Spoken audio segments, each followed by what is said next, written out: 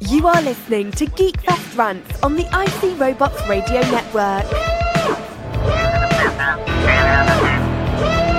You have located GeekFest Rants, the entertainment podcast for genre geeks like you.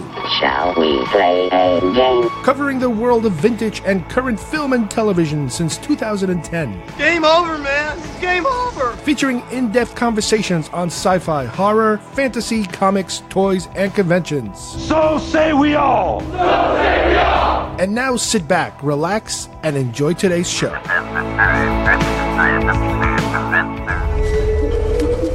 They're coming to get you, Barbara. Harvey Kinkle, the only person you're gonna scare is yourself. Gotcha. Good night, Harvey. Good night, Sabrina.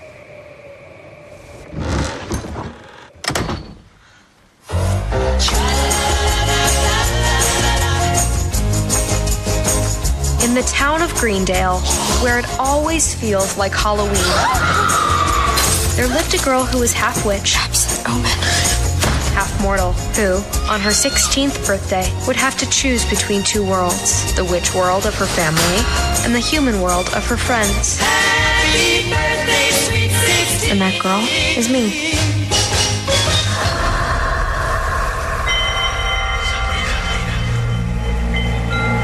Are you willing to forsake the path of light and follow the path of night?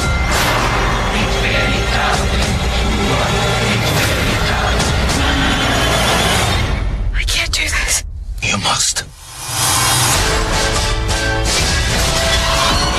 I shall deliver Sabrina. You're going to die, half-breed. Girls, let's not be catty bitches.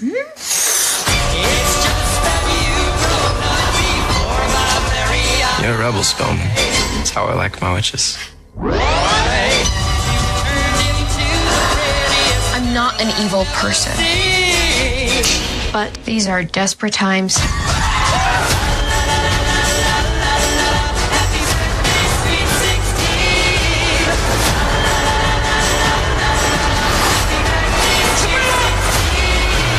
My name is Sabrina Spellman. And I will not sign it away. Would you like to do the honors? With pleasure. Rise. Rise.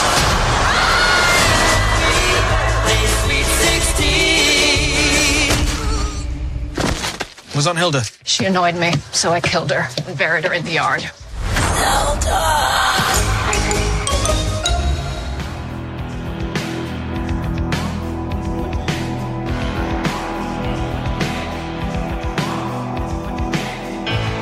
Hi, everybody, and welcome to GeekFest Rant. My name is Carlos Perone, and I have Steve joining me once again to help me go over one of our latest topics, and that is guilty pleasures in terms of television and film. I've done a show like this a while back, and we are revisiting it once again because we have new additions to our list. Not only does Steve have his own bunch of material that he's never shared with us before, but I have some new ones that I've added, especially on the television side, that I want to be able to talk about with everybody else. And because this is a topic that keeps growing and growing, we wanted to catch up a little bit on what's new. So let's begin with our guilty pleasures.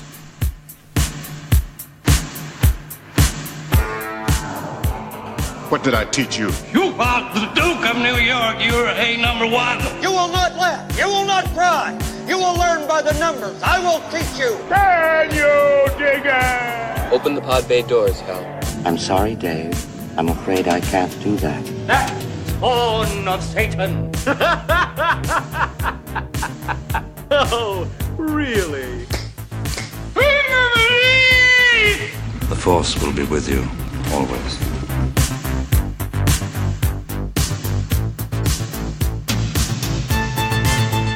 All right, I'm here again with Steve, and we are going to delve into a topic that I have kind of touched upon a long time ago, specifically having to do with movies, and that is the subject of guilty pleasure movies or television shows.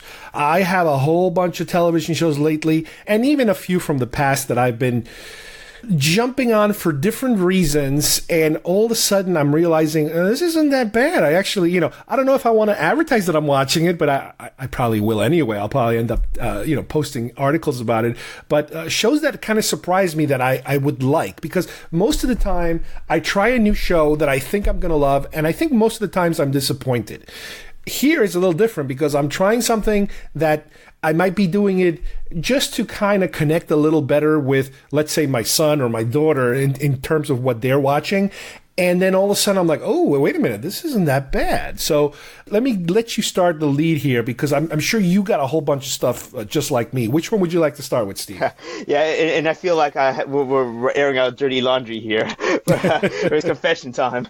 Okay, so most of mine are more movie-based, rather. Well, you have more TV slant on yours, but I'm gonna start one where this movie came out a while ago, and I remember watching it, and for whatever reason, it got like a lot of negative press, but I really enjoyed it, and that movie is Sucker Punch.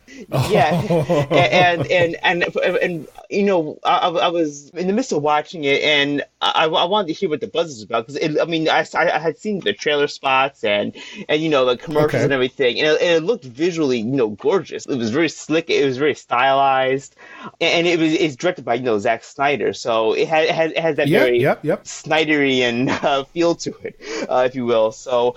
And it's very much based on fantasy, so it's definitely sort of over the top storyline where there's these four girls. They have they're kind of like stuck in like this mental institution, and they have to like sort of break out, and they all have like these like sort of like code names like Rocket, Sweet Pea, Amber.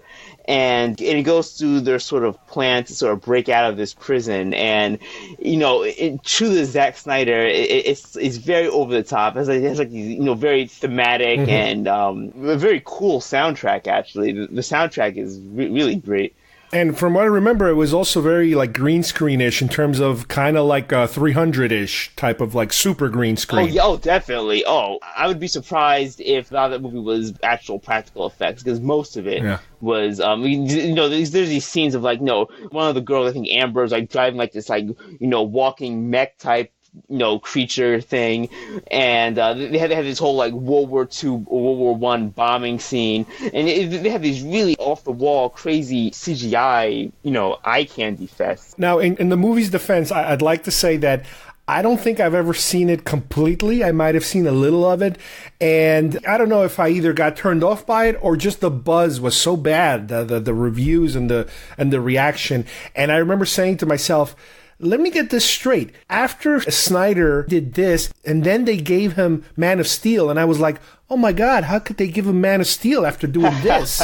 But I was super happy with Man of Steel. Yeah, Man of Steel definitely was good. But I don't know, there's something about this movie where it's, normally this isn't really my style, where I like, I don't really go for a ton of like action, movies that are just completely, CGI fest. But there's something about this one where it was so fantastical, and it reminded me of like a comic book. It reminded me of like, something lifted from like another source material. But I really enjoyed it. It's crazy, it's wonky, it has these, crazy femme fatales, but I really enjoyed this one. Well, the first one I'm going to mention, I believe, is one that you also might be familiar with, and for me, it's a Netflix show called Sabrina the Teenage Witch. At first viewing, or even at first hearing about it, I know that it's based on some older, I don't know if it was a Disney or a Nickelodeon show, or some kind of tween kind of show back from, I guess, the early 90s or something. I don't even remember how old it is. It was mid-90s. It was on Channel 9, UPN 9. It was on, I believe. Oh, wow. Yeah. It was on syndicated. Wow. Definitely. And from what I understand, the original show was very kiddie, very teenagery type of thing. I don't think it was very serious. I think it was just a fun kiddie show. Not at all. Yeah, it was very sitcom-y. Sitcom-y. Right. Yeah, exactly. And I knew that Netflix had a show, but I wasn't paying attention to it because I'm thinking to myself, it's just a remake of that. And like, for example, I know that my wife and my son, they've been watching like Fuller House, which is the reboot of Full House. And I'm like, I don't like Full House. I'm not watching this other show because I don't like the original. And from what I've seen, this looks exactly like it. So I was thinking it was just going to be a rehash of exactly the same thing that was. But then, out of all things in the world, in one of these Facebook, well, first of all, in Facebook, all these different groups that I belong to, I kept seeing posts about it, the Nerdists and this and that and the other, all these different genre media places kind of praising the show. And then I started seeing these articles about, I don't know if you saw them, but something about like the Church of Satan is suing Netflix because of the depiction of the Church of Satan or something. And I'm like, yeah. Wow, that's kind of weird that they're upset at a show. Hell, if they're upset at that show, I got to take a look at this thing. And just as a fluke, I started watching it. And it does have the basic cheesy elements of a teenagery kind of show. But it has this dark side that I was not expecting one bit. I didn't think they were going to go this far on certain things. Now, granted, I'm only, I don't know, maybe about halfway into the season, so I'm not really deep into it. But so far, I am surprised. And I was telling my daughter about it, and I'm like, hey, have you ever heard of this show? Has anyone been talking? And she's like, yeah, a lot of my friends are saying I got to watch it, but I haven't started yet. I'm like, well, I'm watching it now, so if you want to catch up, it's up to you. And to me, the best way to describe it, and I hope I'm not off the mark, but it kind of feels a little bit like Stranger Things. It's a kid-centered show that has some really seriously genre, in this particular case, instead of being sci-fi twist, this is more of a horror twist. And it's like, wow, I didn't realize they could do that. I mean, I don't know if you got the same reaction out of it. Oh, yeah. Well, I think when I went into it, it was my sister who sort of turned me. She kept telling me. So I was already a little more prepared about what tone it was going to take. But I will say this, because I was a little more familiar with the previous, I'm not saying I watched it. I may have glimpsed an episode. That's okay. You can cleanse your soul here. Let it all out. This is the safe zone. But I may have seen an episode or two of the original Sabrina the Teenage Witch. By accident. So in comparison, by accident. Yeah. I was walking past the TV. Yeah, it just happened. So in comparison, it is strikingly different, actually, than the original material, in a good way, because it takes it in a very different direction. And I will say this, just to let you know, it is actually based on a graphic novel, on a comic book. Even the original one? No. The original was based on, the original is based on the Archie comic Sabrina the Teenage Witch. Okay, there we go. That is like the very, very kiddie, Okay. And then they made a sitcom on that in the 90s. Right. Then they made, about 2 years ago, they made a graphic novel called Sabrina, the one we're watching now, the horror-based one. Oh, I see. So and it was very dark. Yeah, I actually have the first volume of it. It was very dark. It was very pretty gruesome. Okay. And then they made the Netflix show based on this graphic novel that came out. Okay, that makes sense. Now that makes a little more sense now. Wow, that's pretty cool. Yeah, it's actually tied to the Archie Riverdale universe. Yeah, like I said, it definitely gave me this Stranger Things. It's almost like a little bit of Harry Potter, but then really dark, really horror. It's like, wow, how can they ride the line? I'm very impressed at how they do that. Yeah. And it's got all these twists that I don't expect. Again, I don't know the history of it, but I don't know how accurate or how faithful it follows any of the original stuff other than the main characters generally being described. Actually, surprisingly, the show actually deviates from the original comic book by quite a bit. Actually, yeah, like it starts out pretty similar, but once you get past like that about the halfway part of the series, it deviates pretty extremely from the comic. But yeah, you're right though. I mean, the way they blend, I guess more. I don't want to say the word juvenile, but more like humor based for younger audiences. But they still have like these really creepy concepts. Like there's the one episode. I'm not sure if you got to it yet, but it's the one episode where like they want to like cannibalize one of the girls and like eat her. Like I'm like wow, okay.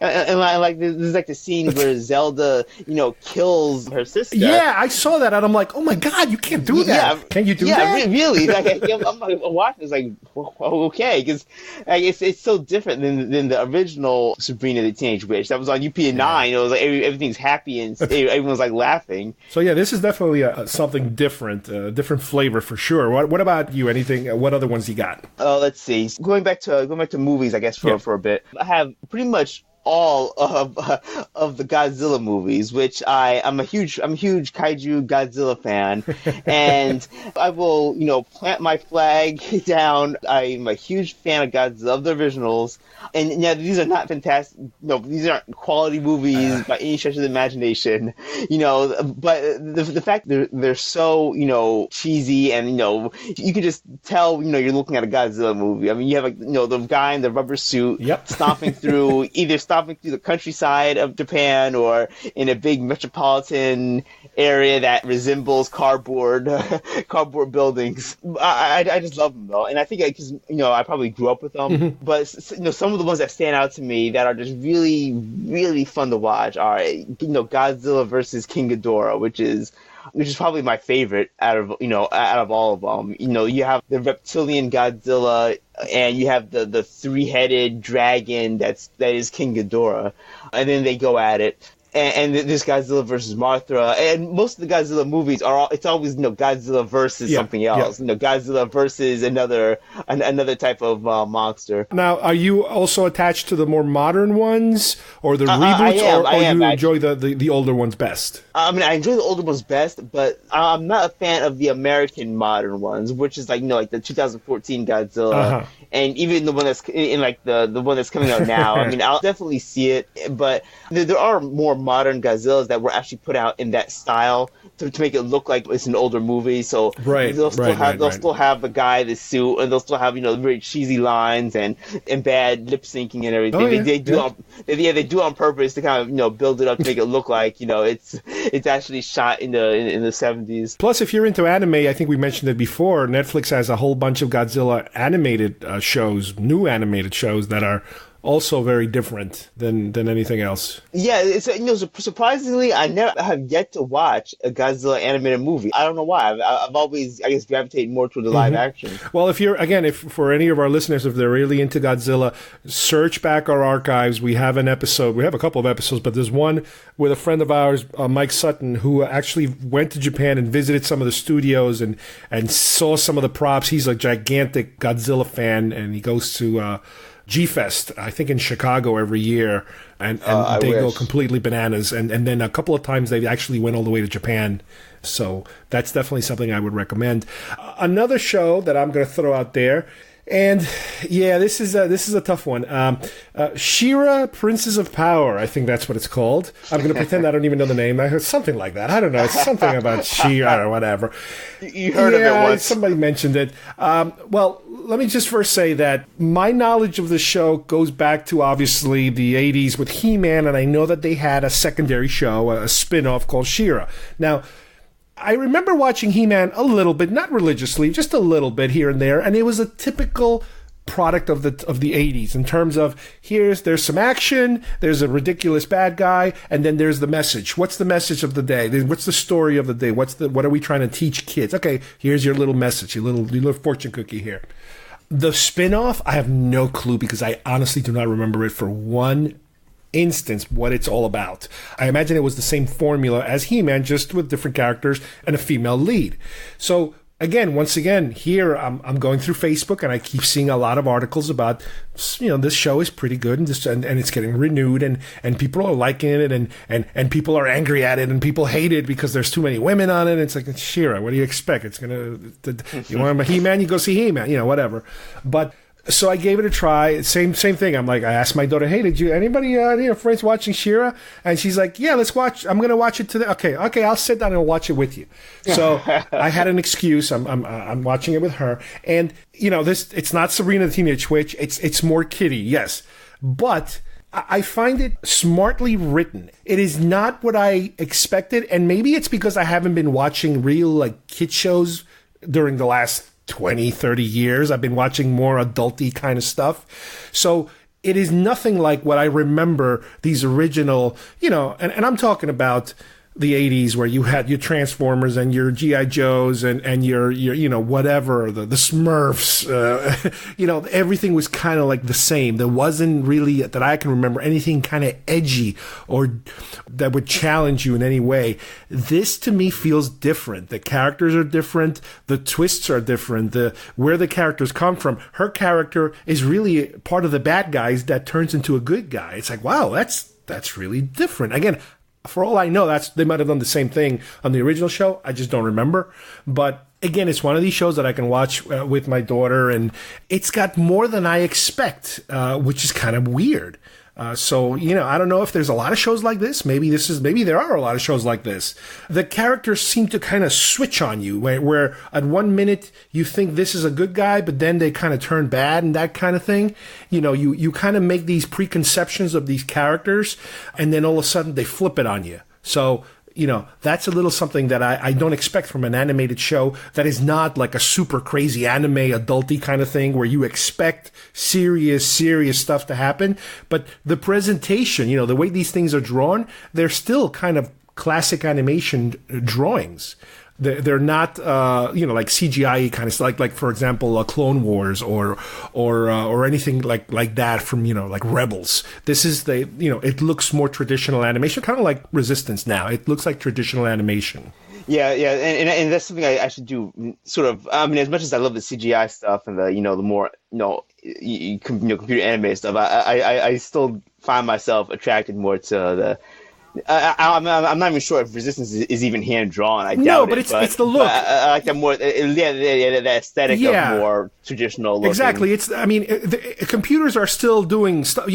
The cells are not drawn on a piece of plastic, and the guy's using a brush and drawing on it. It's all computer done. It just looks like traditional. It's just the style, the aesthetic. Like you say, it's the aesthetic. It's not the mechanism. But that's another weird one that I'm like, yeah, okay, you ready to watch another one? Yeah, let's go watch another one. It's like that. And I'll tell you another thing. They tippy-toe a little bit, and I think this is also one of the biggest turnoffs to some people, because they kind of tippy-toe into the character's sexuality, let's say, in terms of, not only there are a couple of girls that are very tomboyish, and there are a couple of guys that are kind of slightly feminine without kind of giving it all away right there. So they, I can kind of tell what they're hinting at, but they're not going all the way to it. And again, that's one of the things I'm sure that the part of the backlash of the show is that some people get completely turned off by having a character like that. Right. Yeah. And that's a sort of like a theme now where people are just really starting to just, push back against anything to do with, you can't put that type of, and believe me, I'm putting this in quotes, that sort of agenda, into a TV show, which, it's not even like in the 80s, I would imagine somebody complaining about that would be because, it's children are watching. Now it's not even just children are watching. Now it's, I hate that. I hate all about that. So I don't want to see that. It's different now. It's more in your face that the people that are angry about it are out there angry and proud about it. Yeah, right. What do you got? All right, this is probably one of my, I want to say one of my favorite childhood movies. And I will still watch it. Still fun, and that is Labyrinth. Jim Henson's Labyrinth. Now, he also has the Dark Crystal, which is sort of like always viewed as like the sister movie to Labyrinth. Yeah, but you're right. For whatever reason, Labyrinth doesn't seem to gain the same popularity as Dark Crystal. Dark Crystal is like revered for whatever reason, and Labyrinth is never really looked upon the same way. Now, Jim Henson was involved in Labyrinth too, right? His puppet shop. Yeah. Okay. Yeah. But he wasn't. But he wasn't like the producer of the. I think he was more involved in the Dark Crystal than he was in Labyrinth, like from a production standpoint. It could be. Maybe that's the theme, but maybe some of that rubbed off on the reason why Labyrinth wasn't looked upon as well. But I love the movie, and I grew up. My sister and I used to watch this, and it has some really cool. Like if you look at some like the concept art, not necessarily what's on the screen, but some of the artistic designs of both movies, I'll give them both credit, are really good, are really cool. You know, they have some really neat designs. But yeah, I mean, it is sort of goofy. I guess you can call it a musical. I guess, you know, it does have some musical. That's right. You're right. Anytime somebody sings, it's a musical. There's no way around it. Yeah. There's no way around it. But it's not to the point where it's like, oh boy, here comes another musical scene. I mean, I maybe at least to me, because I know where everything is. I know the beats to it. But I mean, come on, it has David Bowie. You know, you cannot go wrong. You cannot go wrong with David Bowie. You know, as like the Goblin King. You know, dancing it up on stage. Yeah, I would say just like you said that, you know, the companion to that one is the Dark Crystal. I would say they're triplets. I think there's a third one, and that is the Never-Ending Story. Not personally, not personally to me, because I'm not a fan of that movie, but I know that a lot of people love that movie, and it is one of these culty kind of movies that some people would consider it, you know, a guilty pleasure too. Yeah, right. Yeah, actually, you know what? I haven't thought about that movie in so long. Yeah, that actually slipped my mind. Yeah, that is actually one of my guilty pleasures. But I really think Labyrinth is one of those movies where it just has a certain feel to it, I guess, if that makes any sense. Even like the puppet designs and the way it's sort of like, you know, brought to life is just really, really, really fun to me. And David Bowie. It's funny, you mentioned this movie, and I'm going to mention one now that I completely forgot about, that to me it is kind of a guilty pleasure, and that is Legend. The Ridley Scott attempt to do a Lord of the Rings kind of fantasy thing that fell flat financially and critically. But there's so much good stuff in this. You know, the good stuff doesn't save the movie as far as I'm concerned, but I love the Tim Curry makeup of that the beast that he is, the darkness, and there's a lot of goblins in it too. And you can kind of tell that it's like there's so many little good elements, but it doesn't help the entire picture. It misses the mark. You know, you got Tom Cruise. At that time, there was nothing hotter in terms of successful than Tom Cruise. He could just print his own money. But nope, it didn't work. It just didn't work. Yeah, that's sort of telling where, you know, you can say like, you know, a movie can have, you know, the best ideas in the world, and, you know, all of a sudden, but if it doesn't just come together, if it doesn't really mesh well, like, you know, you can have all these great actors, and also from what I remember, I haven't seen that movie in so long, but the soundtrack to that movie. Oh, Tangerine Dream. Yeah, Tangerine, yes, exactly. And they're one of my favorite instrumental, I guess, you know, bands. They were all over the 80s. They were gold in the 80s. My God. Their music is so like elemental. Like, there's something about their music is always like almost all the soundtracks they do for the movies are just really, really, you know, out there. Yeah, there was a different time. I keep thinking again with Lord of the Rings, they just hit a home run. They hit everything exactly the way they're supposed to hit it. But yeah, you take some of these fantasy movies we're talking about, and they never really exploded the way they wanted them to explode. And another one I would imagine is Willow, because Willow was, again, Lucasfilm, even though it was Ron Howard, trying his hand at fantasy, at full-blown, you know, Tolkien kind of fantasy, and boom. Yeah, I never liked Willow. I watched it once, and I literally think I've never watched that movie again. Like, I watched it once, I was like, oh, okay, I get the point. I never watched it again. Yeah, I know exactly what you mean. Yeah, I saw it once, and it's like, okay, I'm done.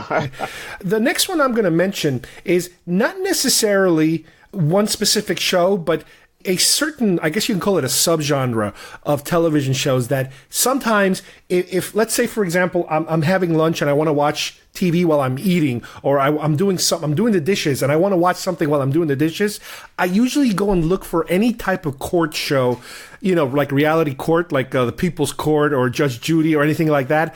I'm a sucker for that stuff. And I don't know why. I like to watch people arguing for real, I guess it is.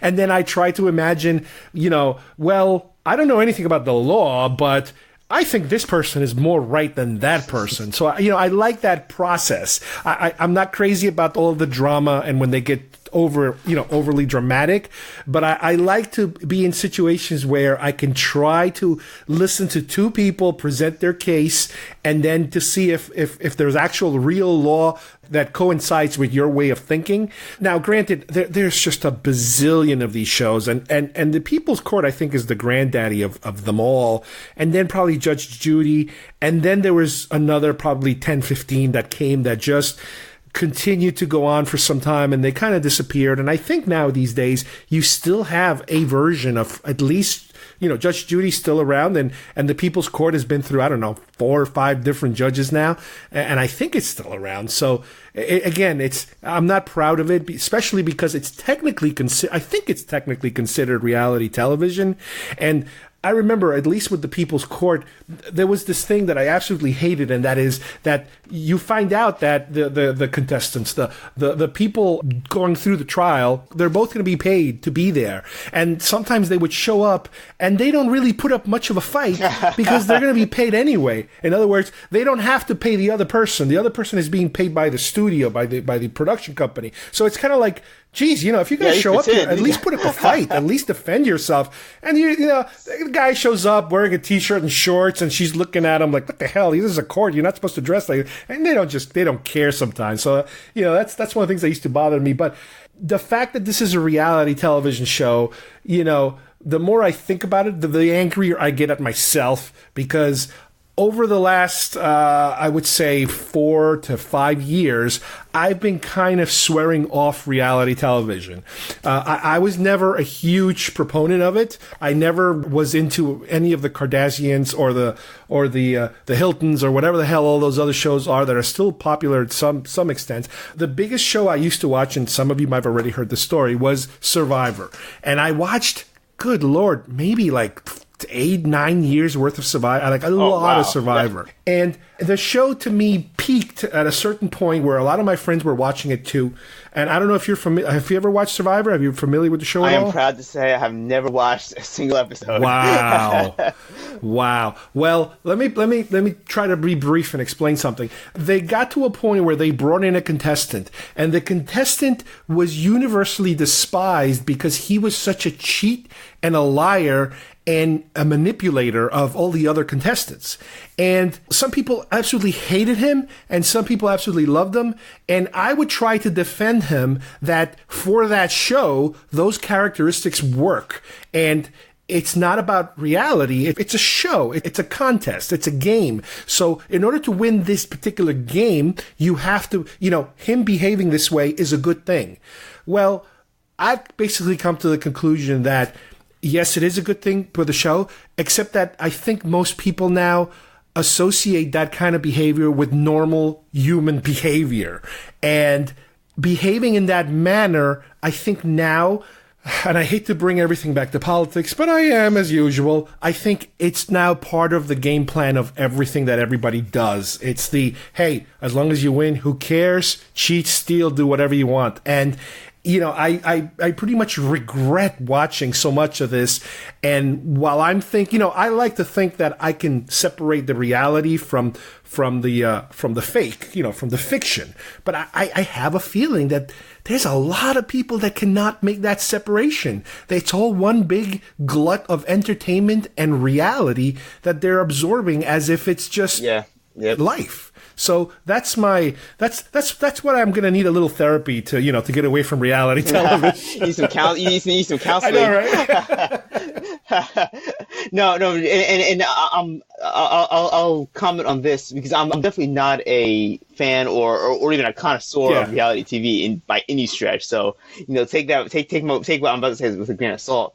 But I agree 100% where I think a lot of people view it as real life, basically, where they apply, how they lead their lives through, television. And the problem with reality TV is that if I put a camera in front of you, you're going to act differently than you would if the camera was not there. So, if I'm going to be a different person if I know I'm being recorded, 24/7. So you're already getting, even if you say, this is reality TV and this is what's going on, there's still always this element of you're playing a character because you're being recorded and people are watching you and you want to present yourself in such a way. So and like you said with Survivor, you know, it's sort of a game. So you're not getting what the person's true, you know, self is, because you know you're always wanting to, you know, present yourself in this sort of alternate, you know, facade. Really, I kind of see it as, and again, no insult. I don't want to insult people that are into wrestling. Yes, I was going to bring that up. I kind of see it as wrestling. You know, a lot of people see it as fake. And it's a show. It's a dramatic presentation of good versus evil, let's say. But then there are people that eat it up as that's how life works. And it's like, no. And then they argue about whether it's real or not. And they get insulted if you say it's fake. But it is fake, so stop taking it as real. You know, it's this weird argument that I guess it's that's reality television. That's the crux of it. I have no problem if you watch wrestling and you see it as, you know, okay, you know, this is basically, you know, an entertaining story. You know, that's fine, right. Sure.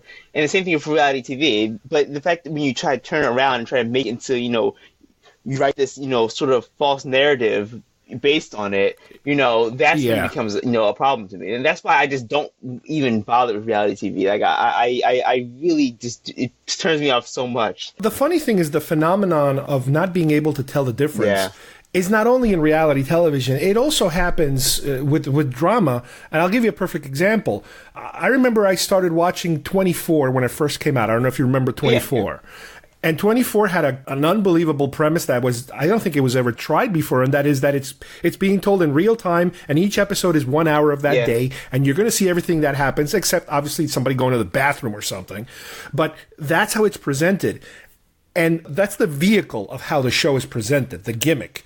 But the show itself it's a very violent crime, political, you know, assassination, bomb is about to go off. And every season was kind of like that. And I remember that I think it kind of happened around the time of 9/11 where, you know, I watched the show and it's kind of like watching anything else. It's like watching a Rambo movie. It's like, I'm entertained. I understand. I'm entertained. I'm enjoying it. I like it. But then people start to make these connections. It's like, yes, that's how we should really do. This is how we should, you know, Rambo's exactly how we should take care of our problems. You don't listen to people. And the same thing was 24. It's like, yeah, we need a Jack Bauer. He doesn't care. He'll just take the battery cables and stick them up your butt and he'll get the truth out of you. And it's like, this is a show, guys. This isn't real. You cannot walk around being Jack Bauer. And again, it's something about, like, I don't know if it's entertainment or art or whatever you want to call it. I don't know if people have this kind of bizarre reaction to literature, but for some reason, it just gets people all crazy and they forget the difference between reality and fiction. I definitely think it's a syndrome of the visual aspect. I don't think this would translate into, like, if someone was reading a book, they get so into it. Like, you teach them, you know. But I think it's definitely has. It's a visual medium, and it's sort of like you know, no offense, but it doesn't require much intellect. You just absorb. You don't have to think. You just absorb. You ingest. You know, it's different. And especially if you don't have, like, that filter on where you sort of filter yourself, saying, okay, this is you know, entertaining story. But it's not reality. It's for some people, it's like it blends together so much. That's when it becomes almost dangerous. You know, depending on the person watching it and depending on what they are watching. To have that, you know, where they see something and they feel like they can do it or act it out. That's when it sort of crosses the line, becoming, okay, this. I want to step back for a second. Yeah, and again, I'm going to get political. Go for it. We had a reality election. It was a reality show. It was reality characters saying reality things, and we are now in a reality environment, which is, I feel like I'm watching an episode of Black Mirror, and it's real. It's what's happening now. It's just bizarre. But anyway, we got way off the subject, the topic as usual. Why don't you give me one of yours? It's hard to follow that one up. Okay, so my next one is the Judge Dredd movie. Now, not the most recent one, because because I love the most recent one. That's definitely not guilty pleasure. That's just all pleasure. but that's pride pleasure. But the one I'm referring to is the one from 1995. Starring our aforementioned Sylvester Stallone as Mr. Dredd himself. Now, this movie, it's not bad, but it's just Boy, it's so, I guess, different than the comic, and it's so sort of, I don't even know. I'm even losing the words to how to describe it. It's not. Have you seen this, Carlos? Well, let me tell you a quick little story. I have seen it. I'm not a fan of it. Like I said, I love the last one they did, but I also, again, as usual, I don't have the baggage of the comic, so I can't tell you which is more realistic, to the comic, to the original material. I do know stories of, as usual, most movies that Stallone is involved, he destroys everybody and he overtakes everything. And the funny thing is that I'm Facebook friends with somebody on Facebook who I think was the person that had the rights to that movie and was credited as a producer, I believe. And he tells stories on his Facebook page about what a disaster it was in terms of trying to make it and how everything ended up being so far away than the original intent that they had because of all these different personalities that decided to go in 10 different directions. The producer wanted to go in one direction, the director wanted to go in another direction, and Stallone wanted to go in a completely different direction, and usually Stallone gets his way. At the end of the day, Stallone wins. Exactly. Because it becomes a Stallone. Every Stallone film is a Stallone film. Whatever the story is comes second because it's Stallone. Everything is Stallone. I mean, but that's what you get when you hire Stallone. It's a Stallone film. Yeah. So the movie itself is I guess because it's so like campy, but to me it comes off. It reminds me a lot of Starship Troopers, the movie. It has, at least to me, it has like this. It's so campy that and again, I'm trying to find the words to express it. It's almost like a satire, really. Like it's so over the top. It's sort of. But does it want to be? Does it want to be a satire? Yeah, that's the thing. Starship Troopers is a satire. Yeah, right. The movie, at least. The movie, because it's Paul Verhoeven, and that's what he does, like RoboCop. But I don't think the Judge Dredd was supposed to be. I think you are right. I think maybe we're retroactively assigning it to be a satire, but because it is very over the top and campy, and the set pieces aren't really the best. Yeah. But I love the fact that it is so very sort of like raw and because even though as much as I love the new one, I really think it's a great movie.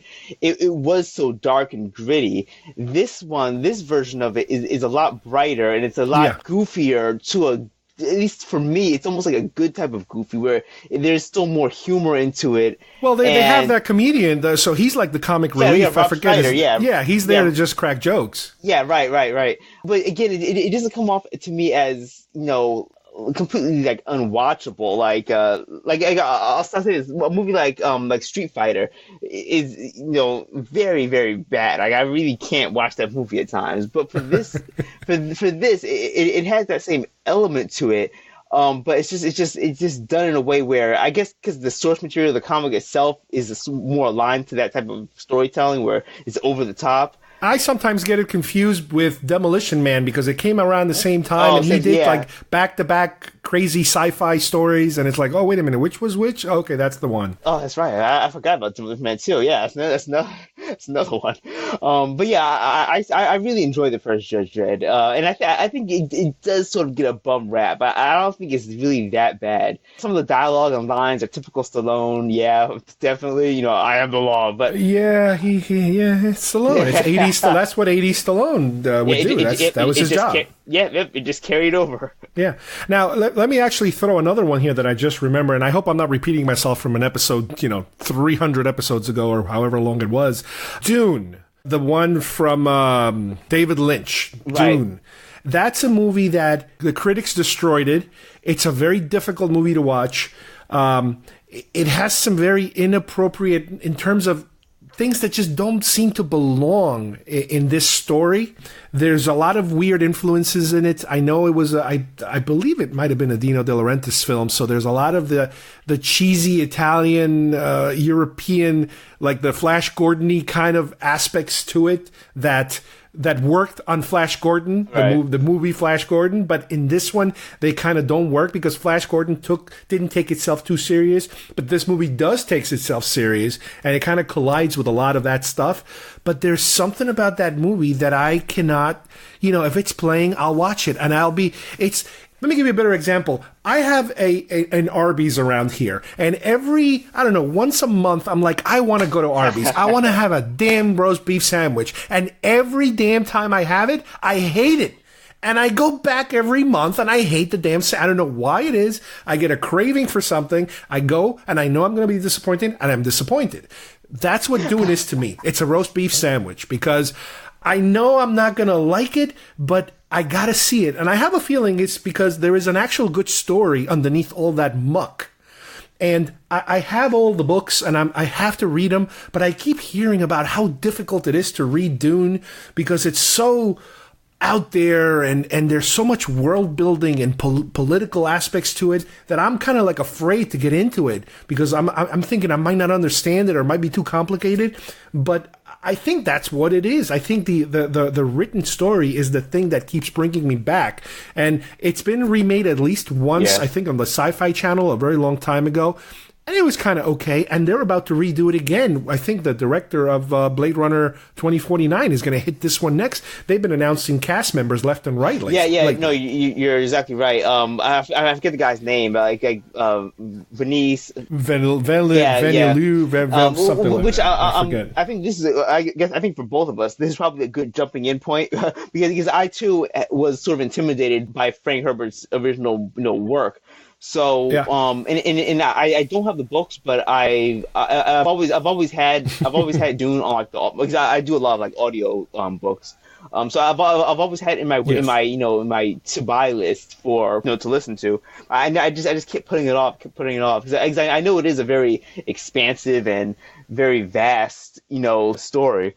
So I never get around to reading it, and I've only seen bits and pieces of the actual the movie that you're the mid '80s one, I think. Yeah. I think it was like 83, 84, something like that. Of it, but I never had that real desire to sort of like go out and like watch the whole thing from start to finish. It actually reminds me of I don't know why, and I could be way off, but Dune always reminded me of that Stargate movie and also Fifth Element. I don't know why. Those three movies they always remind me of each other.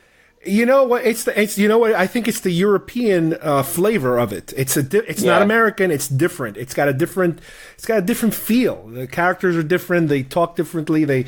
It's just different. Yeah, but I'm definitely looking forward to the new updated version. Because I was a fan of Blade Runner 2049, so I think this is a good jumping on point for both of us here to finally delve into this. Yeah. What other shows or movies are part of your list? I got one more here. Okay. And this is an animated show. This is Teen Titans Go. Oh. And now this has a sort of odd backstory because this show and I hate to even say this because I don't want to put it into a negative light, but this show reminds me a lot of My Little Pony, and I say this because it's not in the same vein. But the reason why I say that is because of this. It's aimed at kids, definitely, but it has a sort of regular adult following as well. And I think one of the reasons why is because when Teen Titans Go came out, it replaced the more, I guess, not adult, but there was another Teen Titans show on right before it, and that got canceled. It was another cartoon, and that got canceled. And that one was aimed at it had more of a mature themes to it. It was more of a regular cartoon, you would see on Cartoon Network, like Justice League Unlimited or something. Okay. Still for kids, but it was just more of adult themes to it. And it was definitely, it wasn't as cartoony, it was more serious. But that got taken out, and then they replaced it with Teen Titans Go, which was like each episode has. They're not like fighting superheroes in this show, or there's no real storylines. It's just them doing goofy one-off antics. Like it was like one episode is just them going back in time and having to go to some sort of like pizza party or something. Each episode has nothing to do with them actually fighting anyone. It's just them getting into like sitcom type humor. But the reason why I think I got so attached to this show is because when I was traveling for work, I was like hotel hopping basically. I was going from I would be spending 2 weeks in a hotel at a time. Wow. Then I'd come home, and then I'd spend another 2 weeks out at another place in another hotel. So I had I had a stack of books with me, and I had the TV that was in the hotel room. So I'd always have either CNN on or Teen Titans Go, which was a pretty drastic. That's a pretty big jump. Yeah, pretty big jump. But I just got attached to it. It was just so easy to watch. Like you just put on an episode, have it in the background while I'm doing work from the job. And then I'd have Robin talking to Raven or something, and it was just a really funny, and the humor, even though it is directed at kids, the humor is something that you can definitely relate to, for really anyone. It kind of transcends, any sort of age range, really, and it sort of goes from it's not like aimed at kids specifically, where it's like toilet humor, or, really really cringy, kiddie humor. It's the humor can apply to sort of a larger range of audiences. Okay, which is why I sort of related it to My Little Pony, because that type of humor there as well is more sort of broad. It's not really directed only at kids. It's funny you mentioned My Little Pony, because I'm not going to mention it as one of my shows, but when I told my daughter I was about to do this show about guilty pleasures, and I told her I was going to talk about She-Ra and stuff, she's like, well, don't forget to remind everybody about the time you watched My Little Pony with me when Weird Al Yankovic was the guest. And I'm like, oh, that's right. Yes, I did. I have to claim that I did watch one full episode just because Weird Al was the guest. So I do admit that. Let's see. Another show I want to just throw out there was, again, this is more like 90s type of shows. There was one called Beakman's World, and it's kind of like a science show for kids that is completely slapsticky, weird, funny. But again, I particularly found it very smartly written funny. And there were other science shows that were not as funny. They were very scientific and informative. But this one, it kind of almost turns into like Pee-wee's Big Adventure type of show. It's very, very slapsticky funny that keeps, I guess it works because it keeps you interested. And I don't know how many seasons it lasted, and I think everybody's been kind of like scattered. People just disappeared and scattered from that show, and I don't think they went on to anything that gigantic. But it shows up every now and then on some of these weird channels that like they look like they're being broadcasted out of a VHS machine somewhere. And again, I do remember that's one show that was like, oh, that's pretty cool. We'll watch that, that kind of thing. One more I want to mention, again, in that, not very genre-y show, is back when I used to live on apartment buildings when I was younger, and we would move. We had moved different places, and it was always apartment buildings. But I always would watch This Old House because I loved the idea of living in a house and all these projects that you could do, once you live in a house. And again, I'm talking about the early 80s here, back when I used to live in apartments, like I said, and I would watch the show when the show was still fairly new. I mean, that show has been going on for, I don't know, like 30 years now or some ridiculous amount of time. Wow. And it switched over, hosts and that kind of thing. But I do remember enjoying like all these projects, and I would say, all right, well, okay, I got to remember this one, because if I ever live in a house, I want to do this, I want to do that, I want to do this. But it was kind of fantasy at the time for me. So that's kind of weird. It's funny, as I've gotten older, my taste in shows have sort of changed. So now, like, I'll find myself, watching something. I hate to even say this out loud, but I'll find myself watching like HGTV or something, looking at like like gardening shows. Like, oh man, that rhododendrons look really great. Like, like I'll like find myself in Barnes & Noble picking up like gardening magazine, like you're just flipping through it, like saying, oh, that's yeah, it looks so simple. I could do that. Exactly. It's like wow, but it takes. Well, yeah. I mean, this is there's a ton of stuff, I think, and little by little, we keep coming up with stuff, and a lot of this stuff it just comes out of nowhere. Like I run into these shows by accident sometimes. It's not like I'm necessarily pursuing them and that. And yeah, there's stuff from from early childhood, when I was a teenager, all the way to now. It comes and goes, and I don't think it's ever going to stop. I think we're going to keep getting hit by these things that logically, based on our taste, should not work for us, but sometimes they do.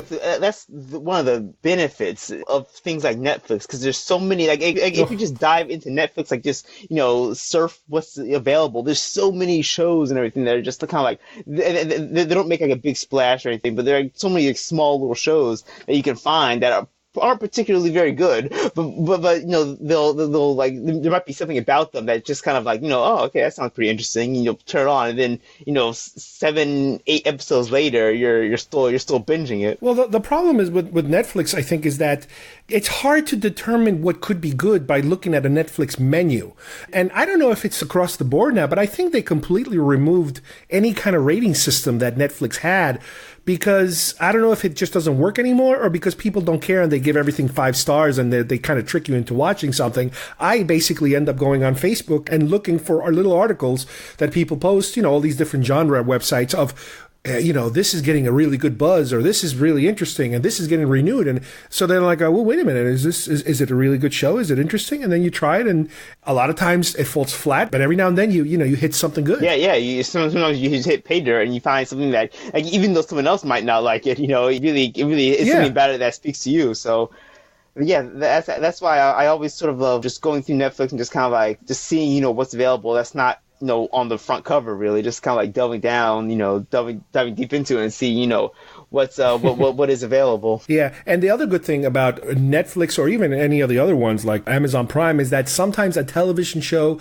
will finally get to video that you have completely forgotten about for so many years.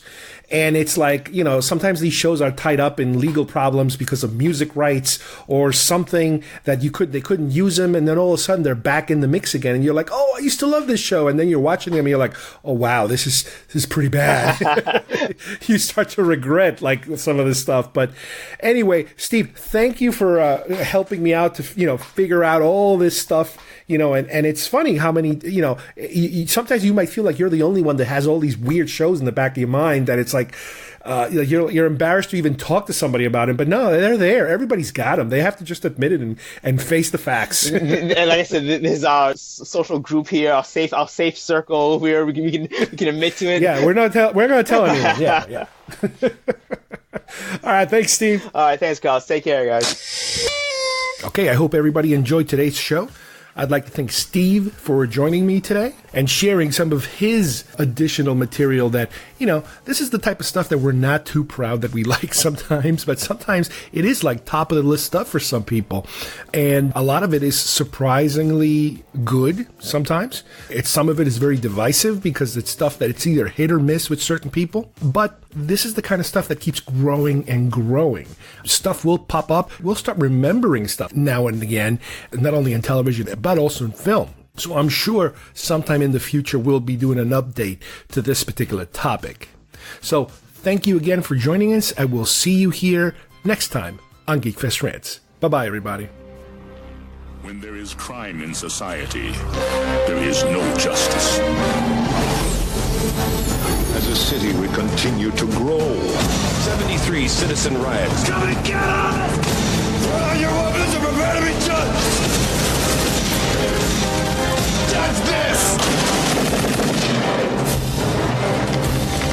Court's adjourned. Ready? You're a legend. You are my finest student.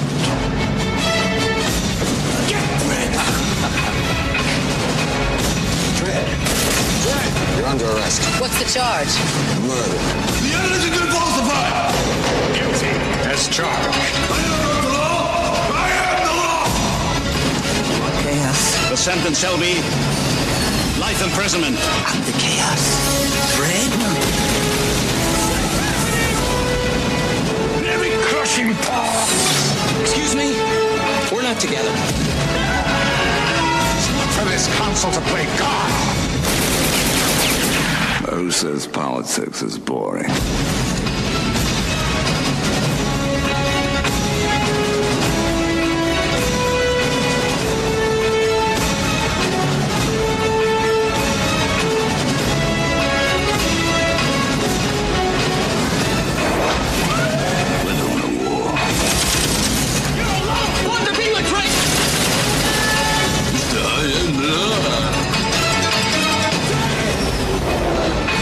I'll be the judge of that.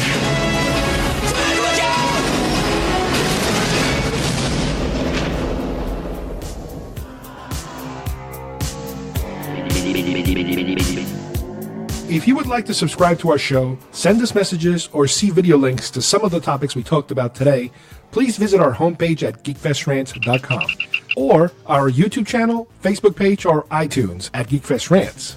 I don't know what we're yelling about! GeekFest Rants is produced by Carlos Perone, copyright 2019.